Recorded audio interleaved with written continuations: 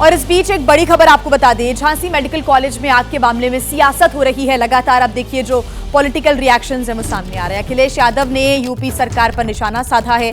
CM के सब ठीक होने के जो झूठे दावे हैं वो अब सामने आ रहे हैं। अखिलेश यादव ने कहा है मुख्यमंत्री चुनाव प्रचार छोड़कर चिकित्सा बदहाली पर ध्यान दें। अखिलेश ने कहा है उम्मीद है चुनावी राजनीति करने वाले सच्ची जांच करवाएंगे।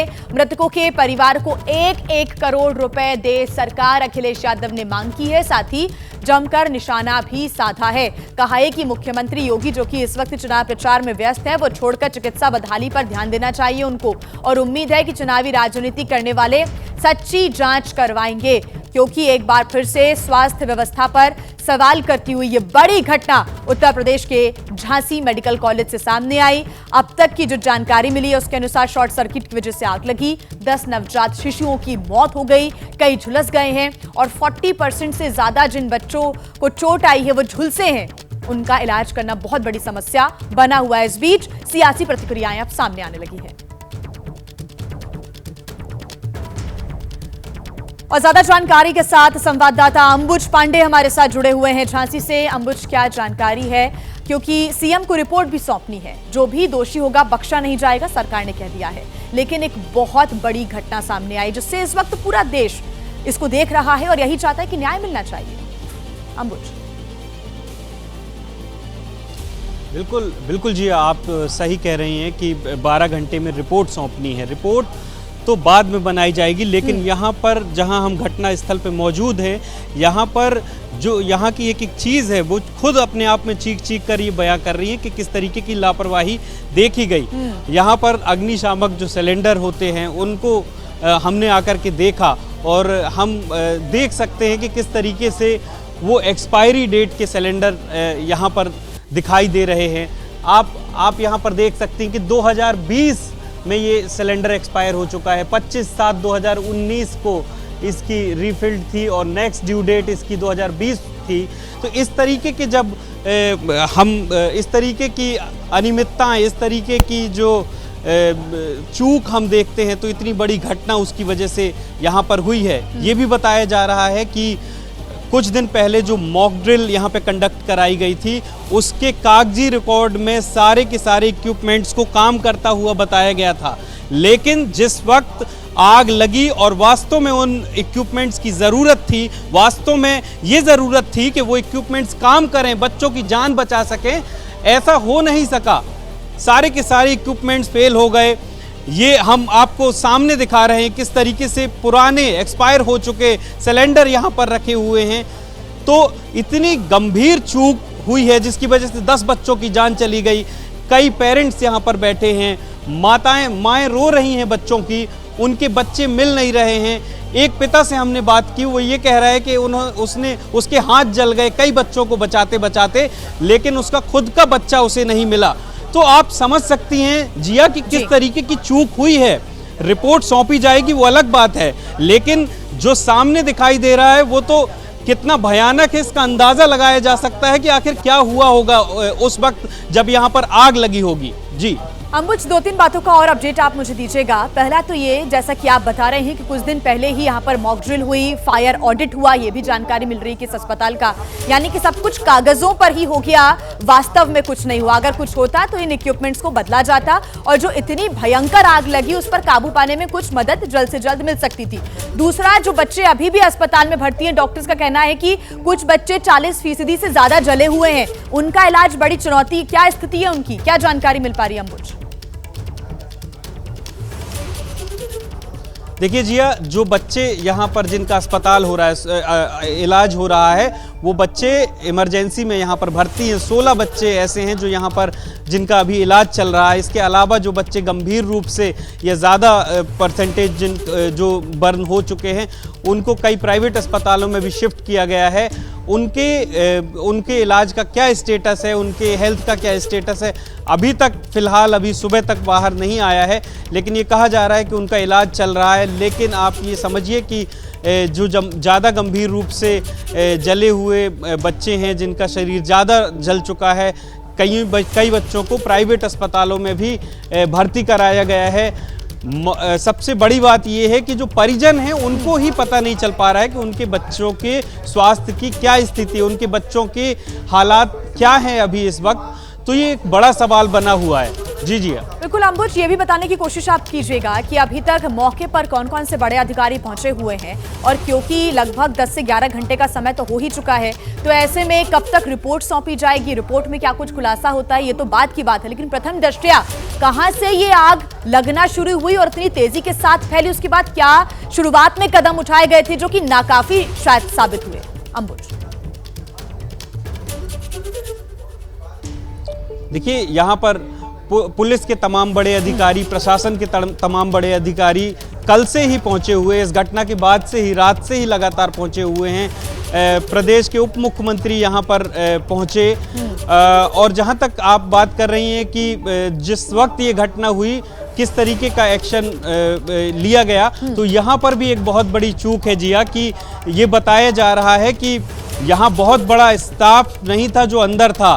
खुद जो बच्चों के परिजन थे, कई लोग उनमें से हिम्मत जुटा करके अंदर गए और उन्होंने सूझबूझ दिखा करके जहां से ये बच्चे जहां से ये वार्ड जला था, ऐसी खिड़कियों को तोड़ करके उन बच्चों को निकाला गया। तो ऐसा यहाँ पर परिजनों की मदद से ही इनको निकाला गया। बहुत बड़ा स्टाफ भी यहाँ पर नहीं था, जो लोग यहाँ पर तैनात थे, कोई सीनियर डॉक्टर भी नहीं था जो समझ सके। एक बात और सामने आ रही है, इसकी हम पुष्टि नहीं कर रहे हैं, लेकिन ये कहा जा रहा है कि दिन में भी शाम के 5:30 बजे इस तरीके का इंसिडेंट हुआ था, जब आग भड़की थी, चिंगारी भड़की थी, लेकिन उसे कंट्रोल कर लिया गया।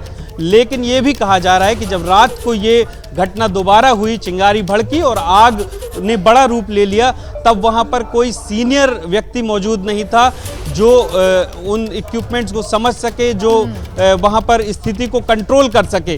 तो उसकी वजह से एक बड़ा हादसा हुआ। और जहाँ तक आपने कहा कि उस समय क्या स्थिति हुई थी, मैंने बताया कि यहाँ पे परिजन, बच्चों के परिजन, और यहाँ पर मैंने बताया कि हमने बात भी की थी एक पिता से, उसने कहा कि उसके हाथ जल गए बच्चों को बचाते बचाते, और अब वो अपने बच्चे की तलाश कर रहा है। तो आप उस वक्त क्या मंजर रहा होगा, आप बिल्कुल समझ सकती हैं। जिया, भयावह मंजर रहा होगा, और यही बात लगातार सामने आ रही है कि स्टाफ की जो संख्या थी वो कम थी, ज्यादा लोग वहां पर मौजूद नहीं थे, खासतौर से वार्ड बॉयज वहां पर मौजूद नहीं थे। और ये बड़ी जानकारी आपने दी है अंबुज कि जो इक्विपमेंट्स वहां पर मौजूद थे, जो फायर एक्सटिंग्विशर के जो बॉटल्स वहां पर रखी हुई थी, वो भी एक्सपायरी डेट की थी। कई सारे सवाल हैं, रिपोर्ट सामने आएगी तो कई और खुलासे होंगे। इस बड़ी खबर पर नजर हमारी बनी रहेगी। फिलहाल धन्यवाद आपका अंबुज तमाम जानकारी के लिए। आगे बढ़ते हैं और अब बात महाराष्ट्र और झारखंड विधानसभा चुनाव की कर लेते हैं। 3 दिनों बाद दोनों राज्यों में चुनाव होना है, लिहाजा अंतिम दौर में तमाम दलों ने अपना पूरा जोर लगा दिया है।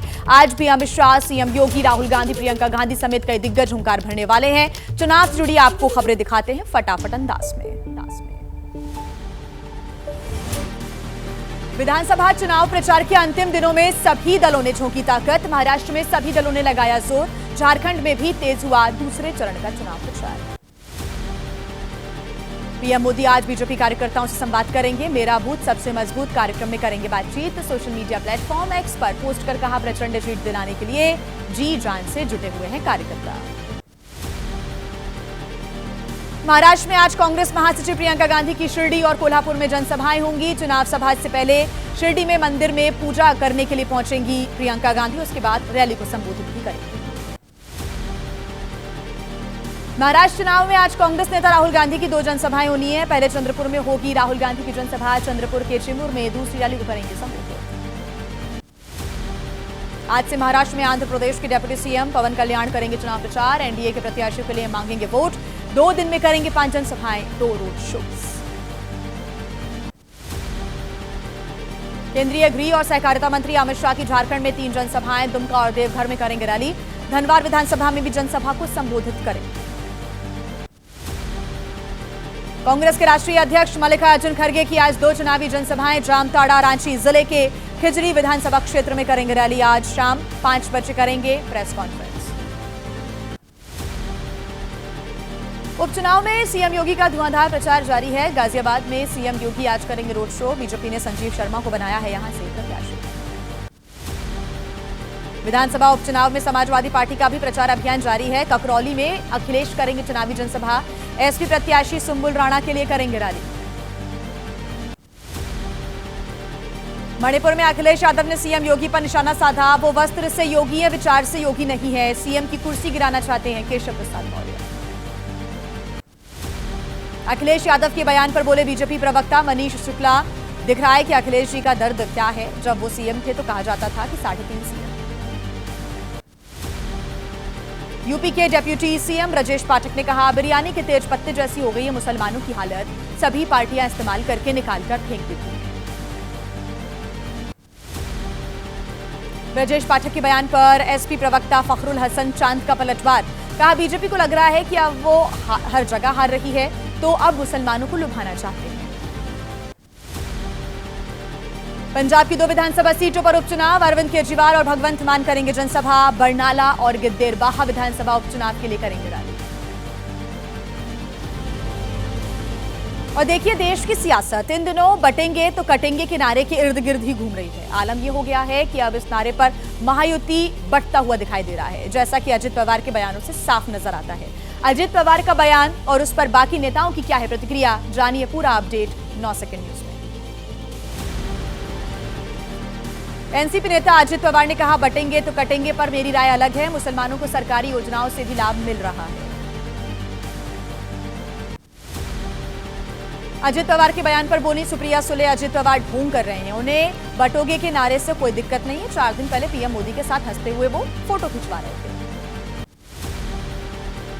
नवाब मलिक ने एबीपी न्यूज से खास बातचीत के दौरान बटेंगे तो कटेंगे के नारे को बताया वाहियात। कहा हम लोग हमेशा सेक्युलर थे और रहेंगे। मेरे नेता अजित पवार। बटेंगे तो कटेंगे के नारे पर बोले एआईयूडीएफ नेता रफीकुल इस्लाम। इस समय हिंदुस्तान में होनी चाहिए विकास की बात, लेकिन दी जा रही है बटेंगे तो कटेंगे की धमकी। पटना में पोस्टर वॉर शुरू हो गया है। बिहार में आरजेडी कार्यालय के बाहर पोस्टर लगे हुए हैं। लिखा हुआ है भाजपा से सटोगे तो कटोगे। पटना में आरजेडी नेता ने लगवाए पोस्टर्स। पटना में आरजेडी नेता ने पोस्टर लगवाए तो बीजेपी ने भी किया पलटवार। बीजेपी नेता नीरज कुमार ने कहा नौटंकी करना कांग्रेस और आरजेडी की पुरानी आदत है। यूपी में बीजेपी एसपी के पोस्टर वॉर पर बीएसपी नेता सतीश चंद्र मिश्रा का बयान। तब बीजेपी और एसपी की मिलीभगत है। मुद्दों से भटकाने के लिए अपना रही है ये रणनीति। बागेश्वर धाम के पीठाधीश्वर धीरेन्द्र शास्त्री का ऐलान। हिंदुओं को जगाने के लिए निकालेंगे यात्रा। लोगों से मांगेंगे भिक्षा। बटोगे तो कटोगे के नारे को बताया सामाजिक रूप से सही। शरद पवार ने पीएम मोदी पर लगाया समाज को बांटने का आरोप। अजित पवार के फिर साथ आने की संभावना पर कहा बीजेपी के साथ गठजोड़ करने वालों से कोई संबंध नहीं रखा जाएगा। बीजेपी नेता अमित मालवीय ने एक्स पर पोस्ट कर कहा सज्जाद नुमानी के फुट सोल्जर्स में शरद पवार, उद्धव ठाकरे, राहुल गांधी और नाना पटोले जैसे लोग हैं। साफ है मुस्लिम वोटर एमवीए के पीछे खड़े हैं। सज्जाद नुमानी के वीडियो पर बोले बीजेपी नेता आशीष शेलार आंखें खोलो अच्छे से देखो एक है तो सेफ है। आचार्य प्रमोद कृष्णम ने कांग्रेस पर लगाया सनातन विरोधी होने का आरोप। कहा कांग्रेस को डर है कि अगर हिंदू एक हो गए तो उनकी राजनीति खत्म हो जाएगी। महाराष्ट्र में महायुति की सरकार बनेगी या फिर महाविकास आघाड़ी की गाड़ी रफ्तार भरेगी, इसके लिए 23 नवंबर का इंतजार करना होगा। लेकिन सीएम फेस को लेकर अटकलों का बाजार गर्म है और इसी बीच देवेंद्र फडणवीस ने साफ कर दिया है कि चुनाव के बाद मिल बैठकर नाम तय किया जाएगा। इन सब के अलावा बैग चेकिंग पर आखिर बवाल क्यों मचा हुआ है, जाति जनगणना पर फिर से राहुल गांधी ने क्या बयान दिया, दिखाते हैं आपको पूरा अपडेट। महाराष्ट्र के मुख्यमंत्री चेहरे के सवाल पर देवेंद्र फडणवीस ने कहा परिणाम आने के बाद तीनों पार्टियां मिलकर तय करेंगी मुख्यमंत्री का नाम, मैं इस प्रक्रिया का हिस्सा नहीं। पुणे में देवेंद्र फडणवीस ने कहा हम किसी धर्म के खिलाफ नहीं, हमारी योजनाएं सभी के लिए हैं, लेकिन कुछ सियासी दल वोट के ध्रुवीकरण की कोशिश कर रहे हैं। All India Muslim personal law board ने की एमवीए को जिताने की अपील। बोर्ड के प्रवक्ता सज्जाद नुमानी ने जारी किया वीडियो। महाविकास आघाड़ी के 269 उम्मीदवारों को समर्थन दिया। ठाणे की सभा में बोले बीजेपी अध्यक्ष जेपी नड्डा 26/11 हमले के बाद यूपीए सरकार पाकिस्तान के पास डोजियर लेकर घूमती रही। मोदी विरोध में देश का विरोध करने लगी कांग्रेस। राहुल गांधी ने सोशल मीडिया प्लेटफॉर्म एक्स पर पोस्ट कर कहा, महाविकास अघाड़ी महाराष्ट्र किसानों के लिए उठाने जा रही है ऐतिहासिक कदम। हमारे अन्नदाताओं को उनका हक, मेहनत का फल और न्याय दिलाएगी। अमित शाह ने राहुल गांधी पर निशाना साधा, कहा सोनिया गांधी ने अपने बेटे को 20 बार लॉन्च करने की कोशिश की। महाराष्ट्र में उनका राहुल प्लेन 21वीं बार होगा दुर्घटनाग्रस्त। गोड्डा में जाति जनगणना को लेकर राहुल गांधी ने कहा, मोदी जी कहते हैं मैं पिछड़े वर्ग की इज्जत करता हूं और फिर भूखा मार देते हैं।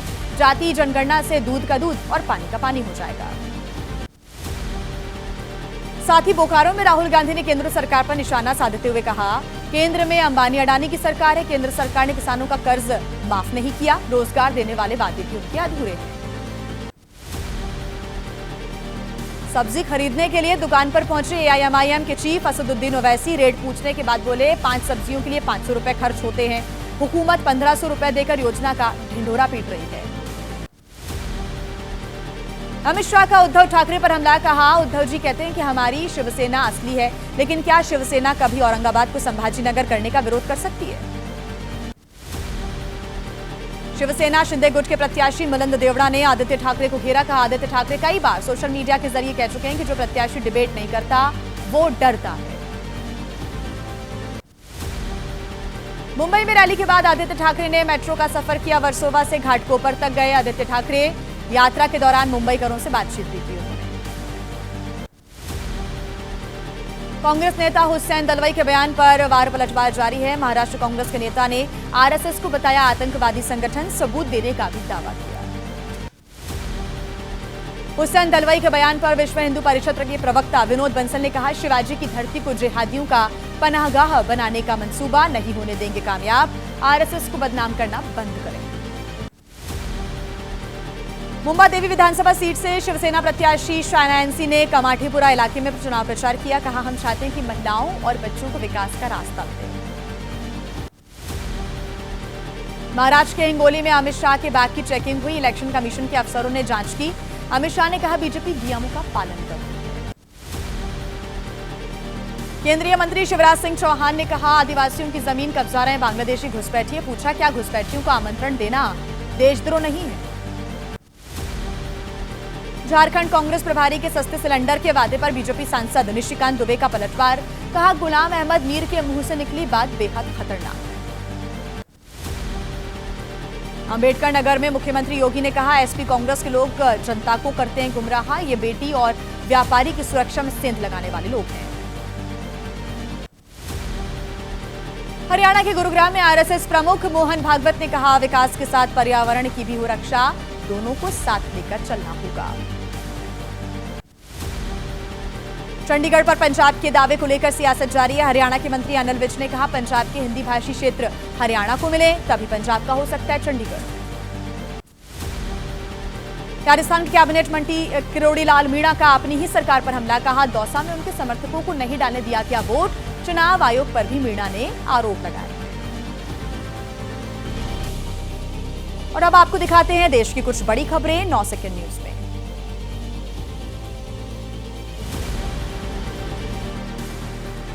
पीएम मोदी आज से 21 नवंबर तक 3 देशों की यात्रा पर रवाना होंगे। पहले जाएंगे नाइजीरिया, ब्राजील में G20 समिट में हिस्सा लेंगे, फिर जाएंगे गुयाना। पीएम मोदी दिल्ली में बोडोलैंड महोत्सव में शामिल हुए। 2 दिन के बोडोलैंड महोत्सव में शांति बनाए रखने और एक जीवंत बोडो समाज के निर्माण पर जोर दिया गया। दिल्ली में अवैध प्रवासियों की संख्या अचानक बढ़ने की खबरों पर एलजी ने लिया है संज्ञान। अधिकारियों को दिए हैं अवैध प्रवासियों की एंट्री रोकने के निर्देश। बीजेपी प्रवक्ता प्रदीप भंडारी ने कहा, घुसपैठियों के खिलाफ चलाएंगे मुहिम। अरविंद केजरीवाल से किया सवाल, कहीं राजनीतिक संरक्षण तो नहीं दिया। प्रयागराज में छात्रों का आंदोलन खत्म हुआ। यूपी लोक सेवा आयोग के गेट के सामने धरने पर बैठे छात्र भी यहां से चले गए हैं। आयोग के दफ्तर के बाहर की सड़क पूरी तरह से खाली हो गई है। समाजवादी पार्टी अध्यक्ष अखिलेश यादव का आरोप, यूपी सरकार का एजेंडा नौकरी देना नहीं बल्कि छीनना है। कहा, बीजेपी के राज में कई पेपर्स लीक हुए जिससे पक्की नौकरी के लिए उलझ गए नौजवान। एनसीपी और गुजरात एटीएस को मिली है बड़ी कामयाबी। 700 किलो ड्रग्स की खेप बरामद। इंटरनेशनल मार्केट में करोड़ों रुपए की कीमत है। 8 विदेशी नागरिकों को भी गिरफ्तार किया गया है। गृह मंत्री अमित शाह ने गुजरात में ड्रग्स तस्करी गिरोह का भंडाफोड़ करने पर एजेंसियों को बधाई दी है। कहा, पीएम का सपना है नशा मुक्त भारत। देश के अलग अलग राज्यों में क्या है हलचल, जानिए सिर्फ 9 सेकंड न्यूज में।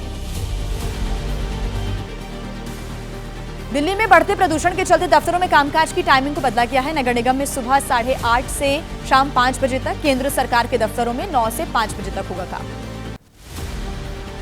दिल्ली एनसीआर में हुई हवा जहरीली, ग्रैप 3 के नियम लागू करने के बाद दिल्ली के पर्यावरण मंत्री गोपाल राय ने की समीक्षा बैठक, नियमों को सख्ती से लागू करने के आदेश दिए।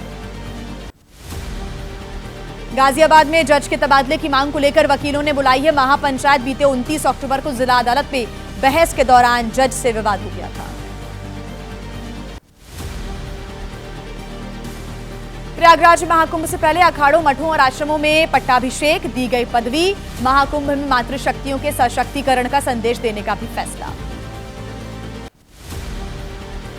कोलकाता में देव दीपावली पर उमड़े लोग, बाबू घाट पर हुई गंगा आरती। दीपावली के 15 दिन बाद मनाया जाता है देव दीपावली का त्योहार। 17 लाख दियों से जगमग हुई पूरी काशी। आतिशबाजी और रंग बिरंगी रोशनी से गुलजार वाराणसी के गंगा घाट हुए।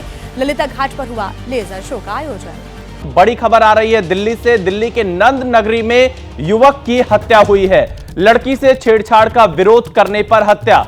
पुलिस ने दोनों आरोपियों को गिरफ्तार किया है। इस वक्त की बड़ी खबर, आरोपियों के पास से हथियार भी बरामद हुए हैं। तो ये बड़ी खबर आ रही है दिल्ली के नंद नगरी इलाके से, जहां पर एक युवक की हत्या की गई है। लड़की से छेड़छाड़ का विरोध करने पर हत्या हुई है।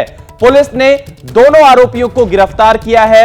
आरोपियों के पास से हथियार भी बरामद हुए हैं। पुलिस फिलहाल मामले की जांच कर रही है। तो नंद नगरी में यह मर्डर हुआ है, एक युवक की हत्या हुई है। लड़की से छेड़छाड़ का विरोध करने पर यह हत्या हुई है।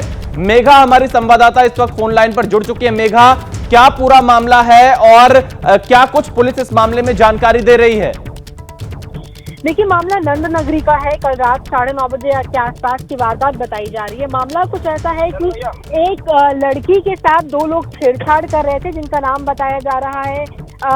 जिसके बाद जब वहां पर किशन नाम का एक व्यक्ति पहुंचा, दोनों लड़कों को छेड़छाड़ करने से रोका। 2 लड़कों का नाम सलमान और अरबाज है, जो एक लड़की के साथ छेड़छाड़ कर रहे थे, उसको परेशान कर रहे थे। किशन के मना करने के बाद वो उस वक्त वहां से चले तो गए, लेकिन वो लौट कर दोबारा आए करीब आधे घंटे के आसपास। और किशन, जिस लड़के ने उन्हें रोका था, उसके भतीजे जिसका नाम मनीष है, 28 साल की उम्र बताई जा रही है भतीजे की, उसको पकड़ के रखा था, उस पे वार कर दिया।